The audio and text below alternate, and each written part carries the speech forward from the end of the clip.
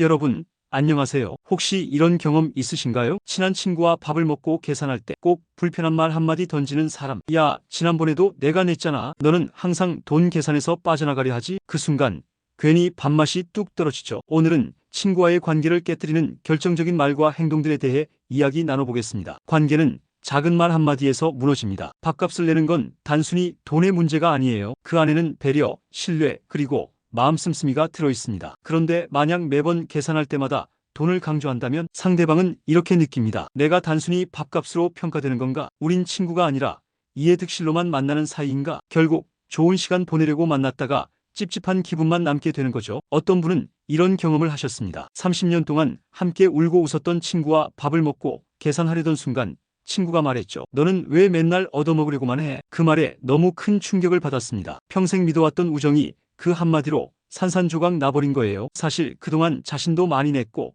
서로 주고받는 관계였는데 그 말을 듣는 순간 아, 이 사람은 나를 그렇게만 봤구나 하는 생각이 들었다는 겁니다. 그 후로는 연락도 끊고 다시는 만나지 않았다고 해요.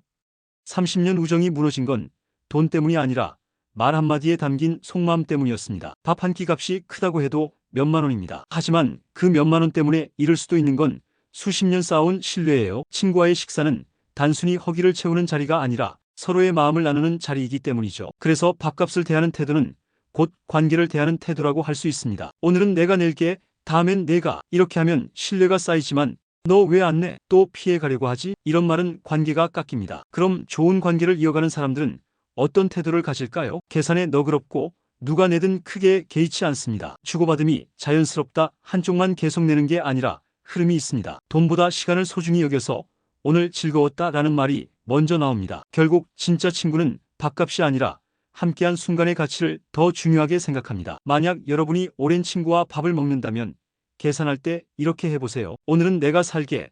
너랑 함께 있어서 좋다. 다음에 내가 살아. 또 보자. 이런 말 한마디가 관계를 지켜줍니다. 돈 얘기보다 마음 얘기가 앞설 때 관계는 더 깊어집니다. 여러분, 밥값은 돈이 아니라 인연의 무게입니다. 한 끼의 계산 방식이 우정을 살릴 수도 끊어낼 수도 있습니다. 다음에 친구랑 밥 먹을 때는 꼭 기억하세요. 계산은 돈으로 하지만 관계는 마음으로 남습니다.